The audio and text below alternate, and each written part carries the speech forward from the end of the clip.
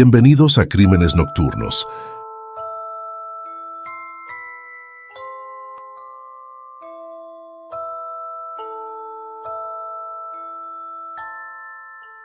En 1892, un criminal con un ego tan desbordado como perturbador pronunció una frase que heló la sangre de todos los presentes justo antes de enfrentar la horca. «Yo soy Jack», dijo con voz firme, segundos antes de que el verdugo activara la compuerta bajo sus pies. Estas últimas palabras salieron de la boca de Thomas Neal Cream, un hombre cuyo historial sangriento rivalizaba con el del mismísimo Jack el Destripador. ¿Fue simplemente un acto de arrogancia final o una confesión tardía que revelaba su verdadera identidad? Quédate conmigo, porque vamos a sumergirnos en esta intrigante historia que podría reescribir todo lo que creías saber sobre uno de los criminales más enigmáticos de la historia. Pero antes, ya sabes, deja tu me gusta, activa las notificaciones y suscríbete, porque lo que estás por descubrir va a dejarte sin palabras. Corría el mes de octubre de 1891. Habían pasado ya 3 años desde que los crímenes atribuidos a Jack el Destripador parecían haberse esfumado de las oscuras calles de Londres. Pero de pronto, como si un espectro hubiera despertado, una nueva serie de asesinatos empezó a manchar de sangre el distrito de Lambeth. El 13 de octubre de ese año, Ellen Donworth, una joven trabajadora sexual de tan solo 19 años, compartía su habitación con un amigo llamado Ernest Linnell. A eso de las 6 de la tarde, Ellen salió del cuarto tras avisarle que iba a encontrarse con un cliente. Nadie imaginaba que esa sería la última vez que alguien la vería con vida. Constance Linfield, amiga cercana de Ellen, aseguró haberla visto caminar por la calle acompañada de un hombre que, a simple vista, no despertaba ninguna sospecha. Un sujeto común, como cualquier otro. Pero lo que parecía una noche cualquiera, pronto se convirtió en una tragedia.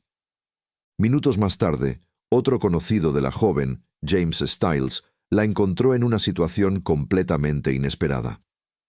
Ellen se arrastraba con dificultad por una de las paredes cercanas a su casa. James, creyendo que su amiga estaba simplemente ebria, la ayudó a llegar a su habitación para que pudiera descansar. Pero apenas la recostó, Ellen murmuró algo inquietante. «Ese señor del bigote y el sombrero me dio una bebida y 2 pastillas». Alarmado, James corrió hacia el Instituto Médico de Lambeth y pidió auxilio. Un celador lo acompañó de regreso a la vivienda. Al llegar, el panorama era desesperante. Ellen se retorcía de dolor, sus músculos se contraían con violencia, y sus gritos desgarraban la calma de la noche. El celador, tras observar los síntomas, no tardó en llegar a una conclusión estremecedora. Lo que estaba presenciando era un claro caso de envenenamiento. Aunque intentaron llevarla al hospital de inmediato, el cuerpo de Ellen no resistió. Falleció en el mismo carruaje que intentaba salvarle la vida. El análisis forense fue contundente.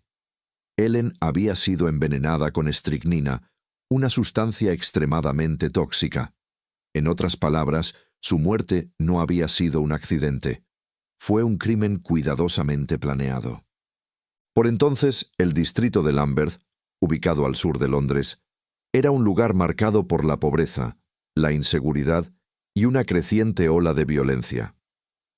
Las oportunidades laborales eran escasas, y para muchos, los hospitales eran la única opción de empleo, aunque acceder a una formación médica estaba lejos del alcance de la mayoría. En paralelo, los bares y salones de entretenimiento nocturno se convertían en los únicos espacios de escape. Pubs repletos de música, licor y mujeres jóvenes en busca de sustento. Las autoridades, con los prejuicios propios de la época, creyeron inicialmente que el asesino era alguien como Ellen, alguien que vivía en las sombras de la ciudad, un marginado, tal vez un vagabundo. Pero lo que estaba por descubrirse sacudiría por completo esa teoría.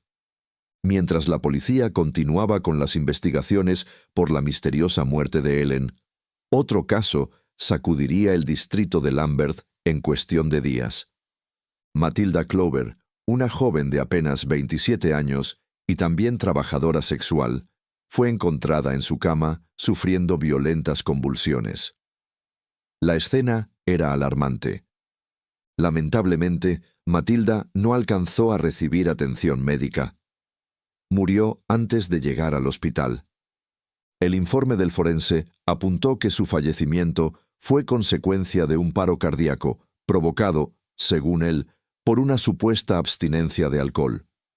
El caso se archivó rápidamente y fue tratado como una muerte natural, más en una ciudad acostumbrada al dolor. Pero había algo más. Un testigo aseguró que cuando la encontró, Matilda se encontraba delirando, repitiendo con insistencia que uno de sus clientes le había dado unas pastillas envenenadas. Incluso, según su testimonio, la mujer logró describirlo: alto, con bigote. A pesar de esa declaración, el sistema decidió no prestar atención. Para las autoridades, Matilda fue simplemente otra víctima del entorno en el que vivía, y su caso quedó, literalmente, en el olvido. Sin embargo, en las semanas siguientes, una nueva señal de peligro comenzó a circular, esta vez en forma de cartas. Misivas redactadas con un tono siniestro, burlón y profundamente perturbador. Una de ellas llegó hasta Frederick Smith, hijo de un influyente miembro de la sociedad londinense y propietario de la conocida librería W.H. Smith. La carta, lejos de ser una simple amenaza, era una especie de juego psicológico. El autor afirmaba tener pruebas que vinculaban directamente a Frederick con el asesinato de Ellen Dungworth. Incluso sugería, como si se tratara de una broma macabra, que colocara un letrero en su oficina que dijera: «El señor Fred Smith desea ver inmediatamente al señor Bain, su abogado». Pero Frederick, lejos de intimidarse, decidió entregar la carta a la policía metropolitana. Y no fue el único. Antes que él, el reconocido doctor William Broadbent también recibió una misiva similar. En ella, el autor afirmaba tener información que lo conectaba con la muerte de Matilda Clover y le exigía nada menos que 25.000 libras a cambio de su silencio. La policía, con la intención de atrapar al extorsionista, organizó una entrega controlada del dinero. Se preparó todo para capturarlo, pero nadie apareció. Y así, durante los meses siguientes, todo volvió a un inquietante silencio. No hubo más cartas, no hubo más cuerpos, pero lo que parecía una pausa no era más que la calma antes de una nueva tormenta. Todo se desencadenó en la madrugada del 11 de abril de 1892, cuando el propietario de una pensión en Lambeth fue despertado abruptamente por gritos desgarradores. Alarmado, salió de su habitación y siguió los sonidos por el pasillo hasta llegar a la puerta de Alice Marsh, una joven de 21 años que alquilaba una de las habitaciones. La escena que encontró fue estremecedora. Alice estaba en el suelo, retorciéndose de dolor, con convulsiones tan violentas que parecía estar luchando por su vida. Pero no era la única. En el piso superior de la misma pensión, otro alarido desgarrador cortó el aire. Era Emma Sherwell, de tan solo 18 años, que se encontraba en exactamente el mismo estado, sufriendo espasmos incontrolables. La situación era crítica. Las autoridades y los servicios de emergencia fueron llamados con urgencia. Solo una de ellas, Alice, logró permanecer con vida el tiempo suficiente para balbucear una última pista. Había estado con un hombre alto, de mirada bizca, quien le ofreció 3 pastillas antes de que comenzara a sentirse mal. Ambas fallecieron antes de llegar al hospital. Durante las pesquisas, los investigadores descubrieron un patrón que no podían ignorar. Tanto Alice como Emma también trabajaban como prostitutas en la zona de Lambeth. En ese momento, algo hizo clic. Recordaron una de las tantas cartas que habían recibido anteriormente. En una de ellas, el autor mencionaba directamente el asesinato de Matilda Clover, pero en ese entonces, su fallecimiento había sido clasificado como una muerte por causas naturales. La conexión era clara. No eran crímenes aislados. Estaban ante un solo asesino que actuaba bajo una misma metodología. Pero sin una exhumación, no podían demostrarlo con certeza. La prensa, siempre al acecho de titulares impactantes, no tardó en bautizar al responsable con un nuevo apodo: el envenenador de Lambeth. Mientras el caso se volvía cada vez más mediático y la tensión crecía en las calles de Londres, apareció una figura inesperada: un sargento neoyorquino llamado Patrick McIntyre. Recientemente llegado a la capital británica, McIntyre se presentó ante la policía metropolitana con una historia que no podía ignorarse.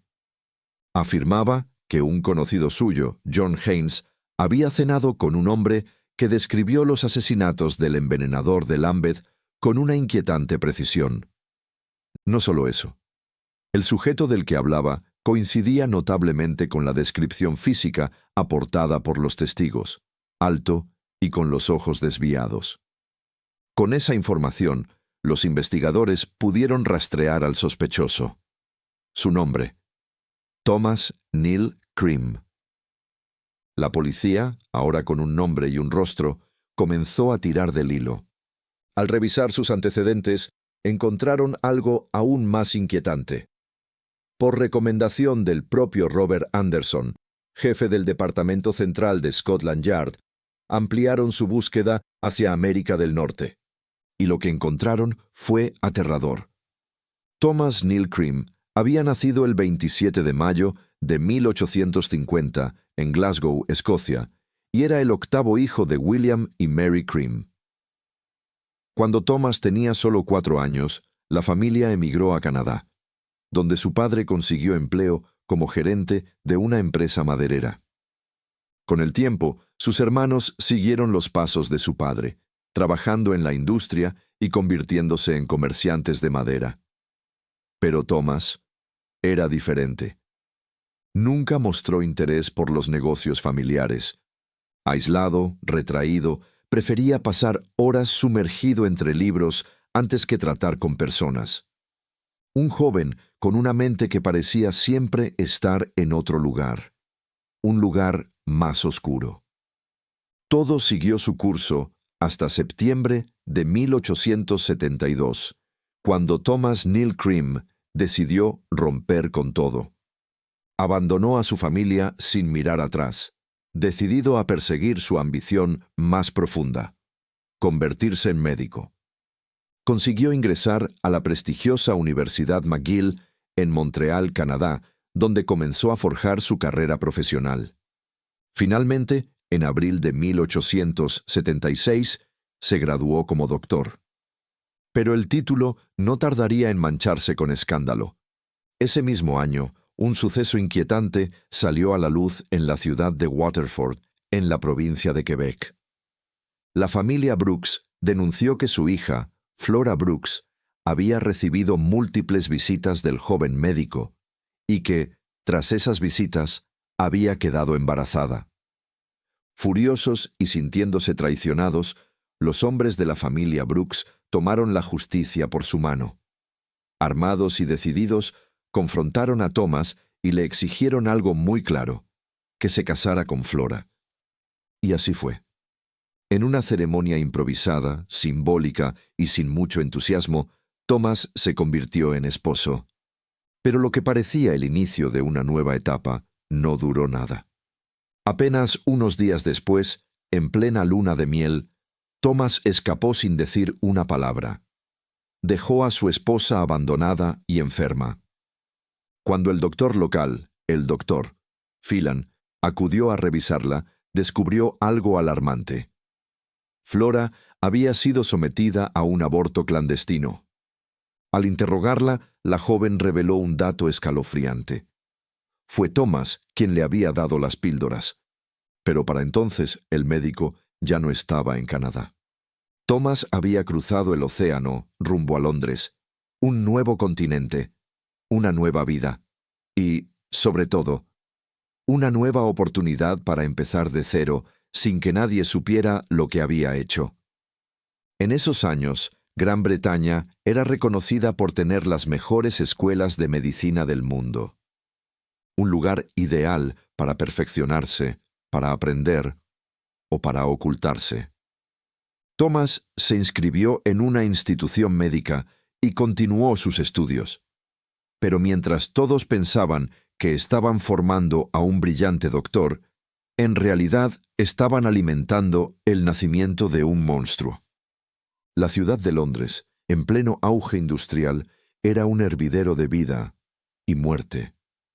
El crecimiento descontrolado de la población traía consigo una mezcla peligrosa: pobreza, enfermedades, prostitución, violencia. En los callejones más oscuros de la ciudad no era raro encontrar mujeres muertas, tiradas en camas baratas, olvidadas por todos. Y fue en ese mismo escenario donde Thomas Neil Cream comenzó a escribir su verdadera historia. Una historia que no tenía nada que ver con la medicina, sino con el crimen. A pesar de su oscuro pasado, Thomas supo cómo infiltrarse en la alta sociedad londinense. Su título de médico y su porte distinguido le abrían puertas. Pronto se le veía en salones elegantes, rodeado de mujeres jóvenes y adineradas, encantadas por su educación y su aparente prestigio.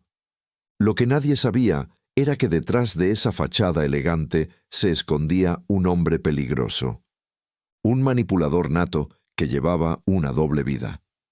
Mientras por un lado cortejaba a chicas de la alta sociedad, por el otro frecuentaba pubs repletos de música y diversión en los barrios bajos, donde seducía a mujeres sin saber que ya tenía otras tantas esperando. Era un actor en su propia obra macabra, moviéndose entre dos mundos, y en ambos sembraba el caos. Mientras todo esto ocurría, en agosto de 1877, Thomas Neil Cream recibió una noticia desde Canadá.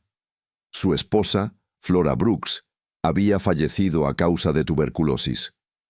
La reacción de Thomas fue tan fría como predecible. La noticia no le provocó la menor emoción. Lejos de sentirse afectado, un año después decidió regresar brevemente a Canadá, supuestamente para continuar perfeccionando sus conocimientos médicos y quirúrgicos. Pero su estancia fue corta. Poco después, Thomas volvió a instalarse en Londres, donde abrió un consultorio en Dundas Street, esperando empezar una nueva etapa como médico. Y por un tiempo todo parecía marchar bien. Su consulta comenzó a ganar clientes, su reputación crecía, y Thomas parecía haber dejado atrás los escándalos. Pero esa calma no duraría mucho. En mayo de 1879, un hallazgo escalofriante sacudió el vecindario. Detrás de un cobertizo cercano a su consultorio, la policía encontró el cuerpo sin vida de una mujer joven. Su nombre era Kate Gardner. El análisis forense reveló que Kate estaba embarazada al momento de su muerte y que tenía rastros de cloroformo en el cuerpo. Las investigaciones apuntaron a que Kate había estado buscando un médico dispuesto a practicarle un aborto, algo ilegal y extremadamente riesgoso en aquella época. Y según varios testimonios, uno de los médicos con los que había intentado hablar era precisamente el doctor Thomas Neil Cream. Cuando fue interrogado, Thomas no lo negó. Admitió que la mujer se le había acercado, pero insistió en que él había rechazado ayudarla. Sin embargo, el informe forense mostraba otra historia. El cuerpo de Kate presentaba marcas, arañazos en los brazos y el cuello. Todo indicaba que alguien la había obligado a ingerir el cloroformo por la fuerza. Y si a eso le sumamos que el lugar donde apareció el cadáver estaba justo al lado del consultorio de Thomas, las sospechas se dispararon. Aunque no se presentaron cargos formales en su contra, el daño ya estaba hecho. Su reputación como médico quedó destrozada. Los pacientes dejaron de acudir. La confianza en él desapareció. Y finalmente tuvo que cerrar su oficina. Con su carrera en ruinas en Londres y con cada vez más sombras rodeando su nombre, Thomas tomó una decisión drástica: mudarse a Chicago, Estados Unidos. Lo que nadie sabía era que el horror apenas comenzaba. Ya instalado en Chicago, Thomas Neal Cream comenzó a moverse en las sombras.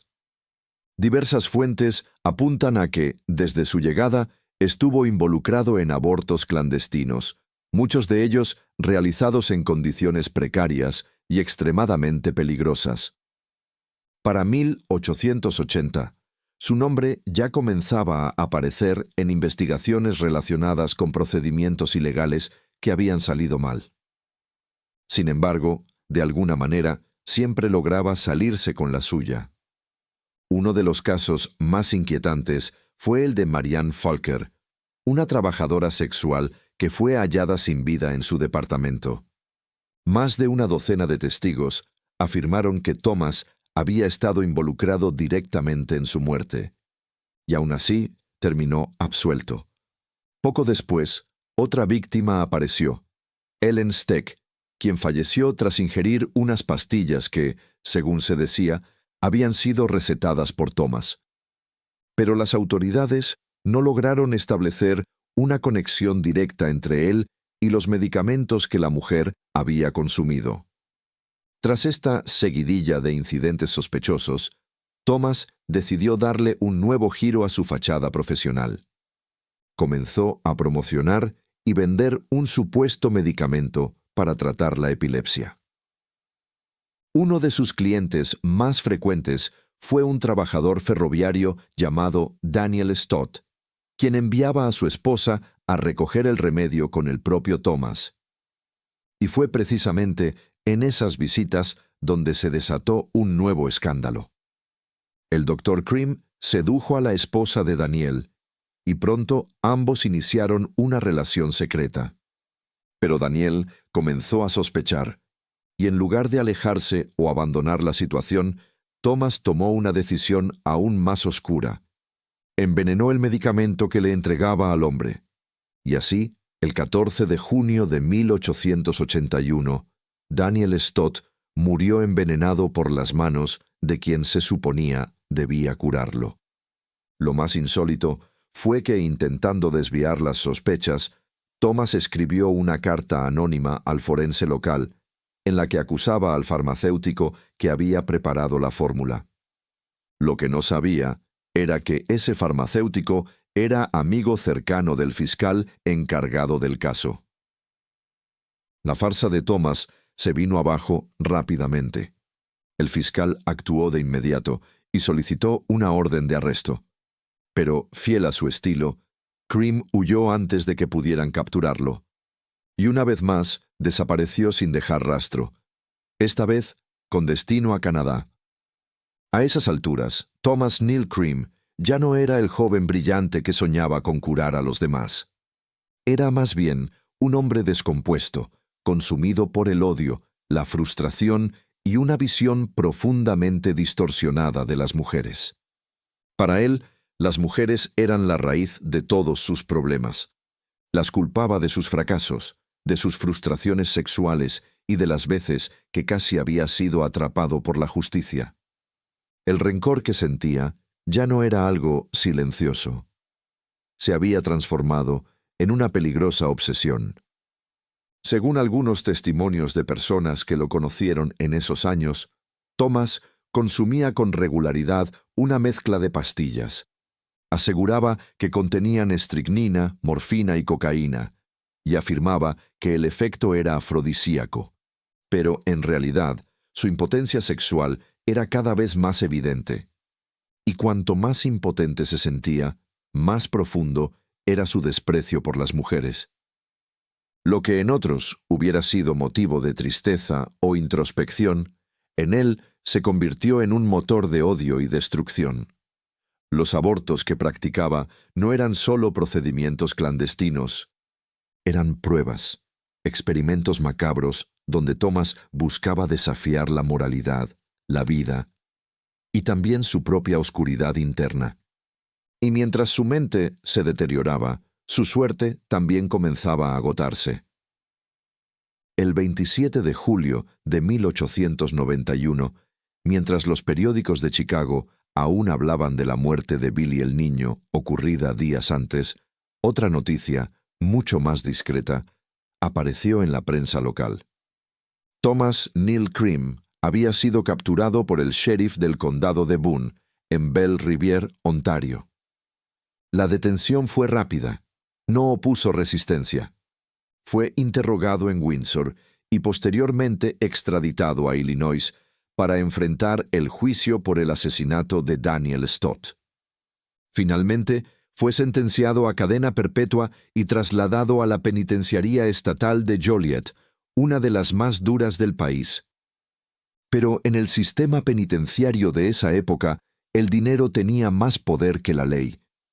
Uno de los hermanos de Thomas, convencido de que aún podía salvar a su pariente, movió contactos, pidió clemencia al estado de Illinois y probablemente pagó mucho más que palabras, porque, según varias fuentes, el gobernador del estado en ese momento era profundamente corrupto.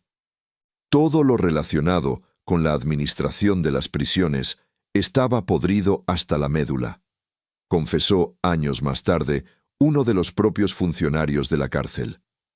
Con los bolsillos adecuados llenos, Thomas Neil Cream fue liberado de su condena a perpetuidad. Y cuando regresó a casa con su hermano, la esposa de este último no pudo ocultar el impacto al verlo. Thomas ya no era el mismo hombre que había partido años atrás. Su mirada estaba vacía, su cuerpo frágil, su semblante siniestro. Para ese entonces, Thomas Neil Cream ya tenía alrededor de 40 años. Pero no parecía un hombre maduro, sino uno derrotado por sus propios vicios. Su rostro delataba el paso de los años, y sus ojos eran otra historia. Hundidos, apagados, extraños, como si detrás de ellos solo quedara un residuo de humanidad. Quienes lo veían de cerca notaban su andar torpe, su mirada extraviada y ese olor persistente a medicamentos fuertes, como si su cuerpo ya no funcionara sin químicos. En especial, la esposa de su hermano, quien no tardó en darse cuenta de que Thomas era una presencia incómoda, desagradable y peligrosa. Tenía una forma retorcida de hablar sobre las mujeres, lanzando comentarios sarcásticos, crueles y ofensivos, como si fueran desechables. No fue sorpresa que lo echaran. Así, en septiembre de 1891, salió de casa de su hermano y embarcó rumbo a Inglaterra. Llegó a la estación de Liverpool, en Londres, el 1 de octubre de 1891, sin saber que estaba a punto de dar inicio al capítulo más oscuro de su vida. Al llegar, se encontró con una ciudad muy distinta a la que había dejado. Londres seguía conmocionado por los crímenes de Jack el Destripador, ocurridos apenas 3 años antes. El eco de aquellos asesinatos aún estremecía los callejones y los bares, y la memoria de las víctimas seguía viva entre las sombras. Pero para Thomas, Jack no era un monstruo, era casi una inspiración. Le fascinaba la forma en que se había salido con la suya. Creía que él también podía hacerlo, pero a su manera, sin sangre, sin cuchillos, con veneno, en silencio, en la sombra. Se instaló primero en el Anderson's Hotel de Fleet Street, pero pronto se trasladó al barrio londinense de Lambeth, en Palace Road, al sur de la ciudad. Un lugar sucio, decadente, lleno de penumbra, pobreza y desesperación, justo como a él le gustaba. Pero su cuerpo no estaba bien. Los años de consumo y estrés comenzaron a pasarle factura. Fuertes dolores de cabeza lo atormentaban día y noche, y su visión se deterioraba a pasos agigantados. El 9 de octubre de 1891 visitó al oftalmólogo James Hutchinson, quien le diagnosticó una hipermiopía extrema. Le recetó un par de gafas. Y aunque eso mejoró un poco su visión, su mente seguía cayendo en picada. Siguió usando morfina como si fuera una extensión de su sangre. Su cuerpo era frágil, su mente inestable. Thomas Neil Cream ya no era un hombre, era una sombra intoxicada por el odio. Y entonces la vio a ella. Ellen Dongworth, una trabajadora sexual de apenas 19 años. Thomas la observó desde lejos como un depredador silencioso. Sabía que mujeres como Ellen no eran buscadas por nadie. Que si desaparecían o morían, la ciudad apenas levantaría la ceja. Justo como había pasado con las víctimas de Jack. Pero Thomas no era como Jack. No soportaba la sangre. No era un asesino a cuchillo. Era un asesino de laboratorio, de guantes y frascos. Un envenenador. Y mientras Londres comenzaba a prepararse para el invierno, él comenzaba su propia cacería. Poco después, en un acto tan cruel como metódico, Thomas Neil Cream asesinó a Matilda Clover, otra joven mujer cuya muerte pasaría casi desapercibida. Casi. Porque lo que nadie imaginaba era que este asesino silencioso cometería un error. Y ese error sería su caída. En noviembre de 1891, Thomas recibió un telegrama desde Canadá. Su padre había muerto. La familia exigía su presencia para el funeral. Pero antes de partir, Thomas tenía otro asunto pendiente. Quería asegurarse de tener una mujer esperándolo a su regreso. Una compañera, un disfraz, un escudo social. Y así sedujo a Laura Sabatini, una joven elegante, educada, bien vestida, muy distinta a las víctimas que solía buscar por la noche. Mientras sus asesinatos recaían sobre mujeres marginadas, sin voz ni protección, a su lado quería una mujer con estatus, una figura respetable que lo hiciera parecer un caballero. Antes de viajar a Canadá, Thomas invirtió dinero en los sueños de Laura, apoyando su idea de convertirse en modista. Una inversión que no buscaba retorno emocional, solo una fachada perfecta.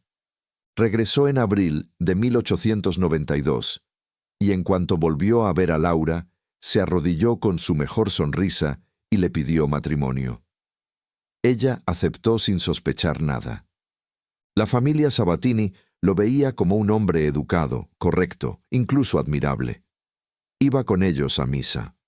Paseaba con su futura suegra por los parques de Londres. Era el yerno perfecto.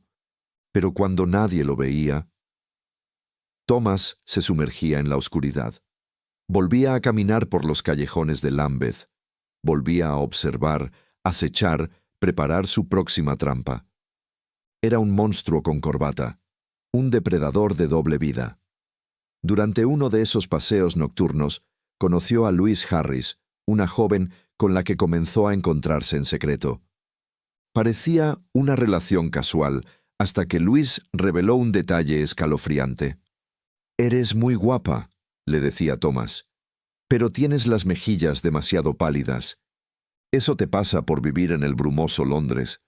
Estas píldoras te darán color. Mi ángel caído». En uno de esos encuentros, Thomas le ofreció un vaso de vino y 2 cápsulas extrañas. Louise, sin sospechar del todo, las tomó entre los dedos, pero no las tragó. Esperó el momento justo, y cuando él desvió la mirada, las arrojó discretamente al río Támesis. Esa noche se despidieron. Él le pidió que se encontraran de nuevo al día siguiente, pero Thomas nunca apareció. Probablemente creyó que Louise había muerto, y se sintió victorioso por otro crimen más. Después, cuando fue interrogado, Thomas declaró algo escalofriante. que durante sus noches de caza creía haber superado al mismísimo Jack el Destripador. Jack se manchaba de sangre, decía. Yo dejo la ropa impecable, soy más elegante, más limpio, más inteligente. Su obsesión por superar a Jack no hizo más que alimentar su sed de muerte. Y fue entonces cuando cometió su crimen más ambicioso. Mató a 2 personas en una sola noche. El 11 de abril de 1892. 2 nombres quedaron marcados para siempre en la historia del horror londinense. Alice Marsh y Emma Shrivell. 2 mujeres que se convirtieron en las últimas víctimas del asesino conocido como el envenenador de Lambeth. Aquella noche, Thomas Neil Cream cometió su crimen más atrevido: 2 asesinatos en una sola jornada. Y como si el diablo habitara en su alma esa misma noche, asistió a una fiesta. Entre risas, copas y conversaciones inofensivas, conoció a un hombre que sería el principio de su caída: John Haynes, un exdetective de Nueva York. Durante la cena hablaron sobre crímenes, investigaciones y, claro, sobre el misterioso envenenador de Londres. Thomas parecía encantado con el tema, y poco a poco comenzó a revelar detalles, demasiados detalles, cosas que nadie sabía y que solo el asesino podía conocer. Pobres chicas, decía, vivían en tal callejón, fueron halladas a tal hora. Una de ellas tomó las píldoras sin sospechar. John Haynes escuchaba con atención. Pero algo le hacía ruido. Aquella conversación era demasiado específica. Cuando Thomas lo invitó a dar un paseo por el barrio de Lambeth, algo quedó claro. Conocía cada rincón, cada casa, cada escena del crimen. Esa misma noche, inquieto, John escribió una carta a un viejo amigo suyo recién llegado desde Nueva York, el sargento Patrick McIntyre. Te lo digo, Patrick, ese tipo sabía demasiado. Conocía los lugares, las horas, los detalles, hasta cómo hablaban las víctimas. No lo decía como una suposición, lo decía como si hubiera estado allí. McIntyre no perdió tiempo. Fue directo a la Policía Metropolitana de Londres. Les entregó el informe y compartió sus sospechas. Y entonces todo cambió. Los investigadores comenzaron a escarbar en el pasado de Thomas Neil Cream. Su nombre estaba en demasiados archivos. Abortos clandestinos, falsificaciones, muertes sospechosas, la condena por envenenar a Daniel Stott. Y ahora, en Londres, otra vez rodeado de muerte. Para el jefe del Departamento Central de Investigaciones, Robert Anderson, no había duda. Tenemos al hombre adecuado. Se ordenó una operación de vigilancia en Lambeth. Cada paso de Thomas fue seguido. Los agentes observaron que frecuentaba zonas de prostitución, cazando en las sombras con la misma tranquilidad de siempre. Las pistas llegaron al ministro del Interior, y de inmediato se ordenó la exhumación del cuerpo de Matilda Clover, una de las primeras víctimas de Thomas. Al mismo tiempo, agentes fueron enviados a Canadá para recopilar testimonios y revisar expedientes. Los testigos comenzaron a aparecer, personas que habían visto a Thomas con Alice Marsh y Emma Shrivell la noche de sus muertes. Durante una de las vigilancias, 2 oficiales lo siguieron. Lo vieron contratar a una trabajadora sexual y entrar con ella en una vivienda. El aire se congeló. Los agentes estaban listos para intervenir. Pero esperaron. Esperaron con la esperanza de pillarlo infraganti. Y entonces, como si el destino hubiera querido jugar una última carta, la mujer salió caminando, viva, ilesa. No había sido envenenada, no esa noche. Mientras las investigaciones avanzaban a toda velocidad, una revelación estremecedora llegó desde el lugar menos esperado. La camarera que limpiaba el piso, donde Matilda Clover fue encontrada sin vida, declaró que había visto a Thomas Neil Cream en la zona. La misma mañana del crimen, ese testimonio encendió todas las alarmas. Pero lo que los detectives no sabían era que en las calles sombrías de Lambeth, las trabajadoras sexuales habían creado una red secreta. Un sistema rudimentario, pero eficaz, para protegerse entre ellas. Y fue gracias a esa comunidad que dos nombres clave aparecieron: Eliza Masters y Lizzie May. Ambas declararon que Thomas intentó algo con ellas. Lo conocieron una noche en el pub Lott's Castle. Era encantador, elegante, con modales refinados. Parecía inofensivo. Al principio pensaron que era solo un cliente más. Incluso habían acordado pasar la noche con él. Pero Thomas nunca apareció. Horas más tarde lo vieron junto a Matilda Clover, y al día siguiente ella estaba muerta. La acumulación de testimonios comenzaba a formar una imagen inquietante, pero aún faltaba la prueba más importante. Recordemos que la muerte de Matilda había sido clasificada como natural. Se ordenó entonces la exhumación del cuerpo. Y lo que revelaron los análisis confirmó los peores temores. El doctor Thomas Stevenson, perito forense de renombre, encontró claros rastros de estricnina en los órganos internos de Matilda Clover, una sustancia que provoca una muerte dolorosa, lenta, espasmódica y cruel. Matilda fue envenenada, concluyó. Y no tengo duda de que fue obra del envenenador de Lambeth. Las noticias cruzaron el océano. Desde Canadá llegaron informes aún más oscuros. La exesposa de Thomas había fallecido años atrás tras ser abandonada por él.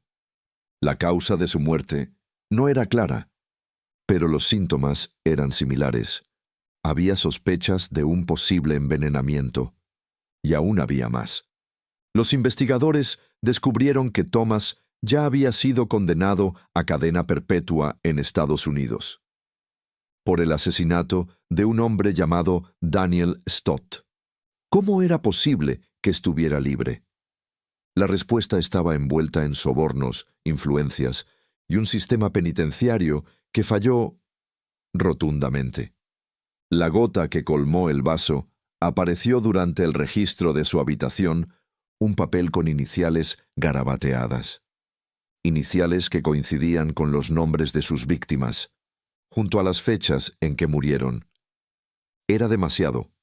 Incluso sin tener todavía un caso completamente cerrado, el 3 de junio de 1892, Thomas Neil Cream fue arrestado.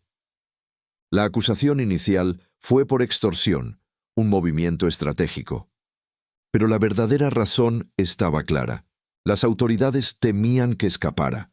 Fue llevado al Tribunal de Magistrados de Londres y de inmediato enviado a la prisión de Holloway, donde se declaró inocente. Pero la presión era inmensa. Robert Anderson, el jefe del Departamento Central de Investigaciones, sabía que tenía al asesino correcto. Y entonces surgió la pieza final. En el fondo de un cajón, los detectives hallaron un papel manchado, arrugado, con nombres, fechas y un patrón imposible de ignorar. Ya no había escapatoria. Thomas Neil Cream fue acusado formalmente de asesinato. El 17 de octubre de 1892, el juicio más esperado del año comenzó. La sala estaba repleta de curiosos, reporteros y rostros tensos. Presidiendo el tribunal, el juez Henry Hawkins, un hombre severo, temido incluso por los abogados más experimentados.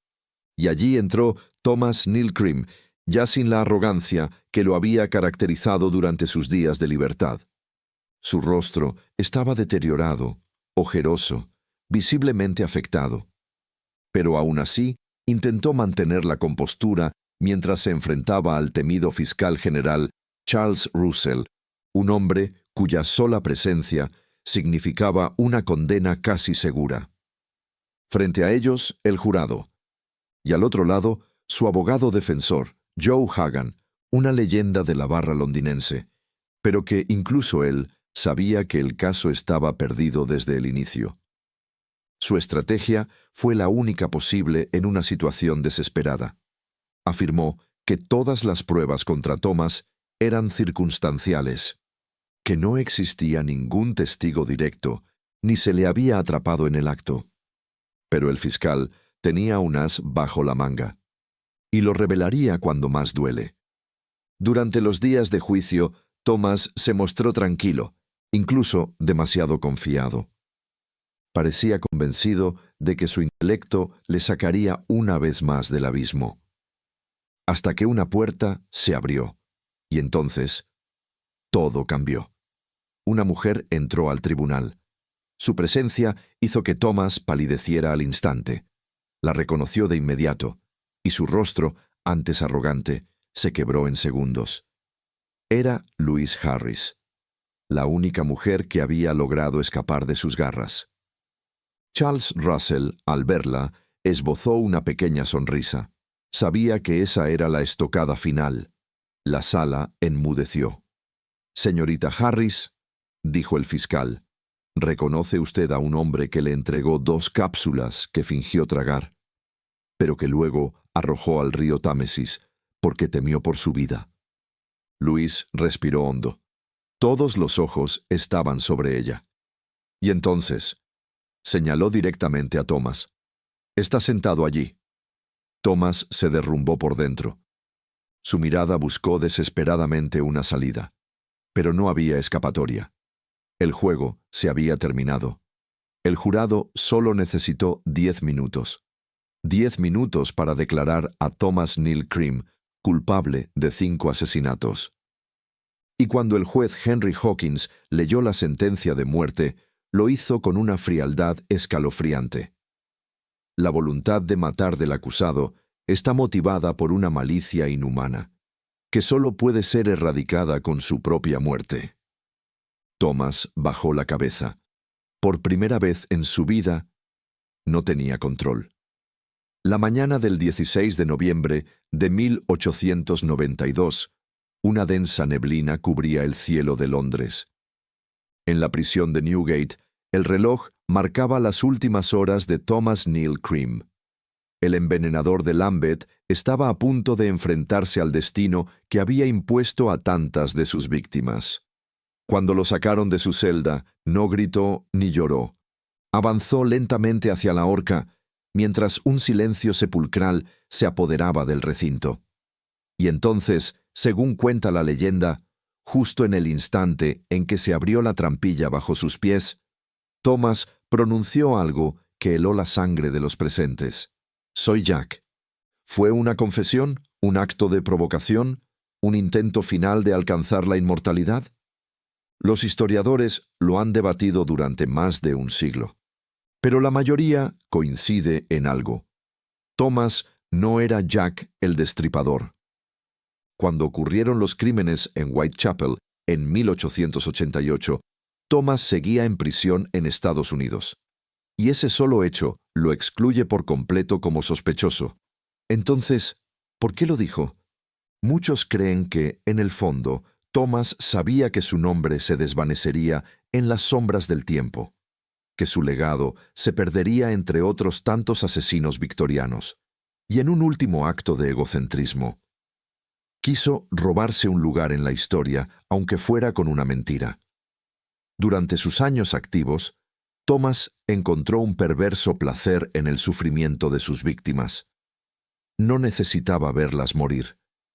Le bastaba saber que su veneno estaba haciendo efecto, que él tenía el control, incluso a kilómetros de distancia. Pero también buscaba dinero. Un beneficio material, como si el asesinato fuera una transacción, una profesión. Y aunque nunca logró hacerse rico, eso no le impidió seguir matando. En total, se le atribuyen al menos 11 víctimas, 5 de ellas trabajadoras sexuales, 4 más, mujeres que habían acudido a él para procedimientos médicos. Un hombre llamado Daniel Stott, en 1878. Y su esposa, Flora Brooks, en 1877. Aunque nunca se le condenó oficialmente por la muerte de Flora, las autoridades canadienses estaban convencidas de que él fue el responsable. Hoy, más de un siglo después, el nombre de Thomas Neal Cream aún resuena entre los pasillos oscuros de la historia criminal. Un hombre que mataba con elegancia, que se creía más inteligente que todos y que, hasta su último aliento, quiso seguir jugando con la muerte. Así terminó la historia del envenenador de Lambeth, un hombre que caminaba por las calles de Londres con una sonrisa en los labios y muerte en los bolsillos, que fingía ser médico, caballero, filántropo, cuando en realidad era un depredador oculto entre la niebla victoriana. Thomas Neal Cream no buscaba solo matar. Buscaba reconocimiento, poder, inmortalidad. Y aunque intentó robarle el nombre al asesino más famoso de Inglaterra, la historia ya lo había condenado mucho antes. Porque la verdadera inmortalidad no se gana con mentiras. Se gana cuando el mundo recuerda quién eras realmente. Y tú, que estás viendo esto ahora, lo estás recordando. Si esta historia te impactó, déjame tu opinión en los comentarios. ¿Crees que Thomas actuaba solo por dinero? ¿O había algo más oscuro dentro de él? Y por cierto, ¿tú qué crees? ¿Mintió con sus últimas palabras o sabía algo que nunca podremos comprobar? Comenta abajo. Dale like si esta historia te atrapó y no olvides suscribirte para más casos como este. Porque aquí, cada semana, la oscuridad tiene nombre y apellido. Y si llegaste hasta aquí, gracias por formar parte de esta comunidad. Estamos creciendo juntos y tu apoyo lo hace posible. Cuéntame en los comentarios de qué país nos ves y dime qué otro caso te gustaría que contemos. Nos vemos en el próximo video donde la noche, una vez más, nos susurra crímenes.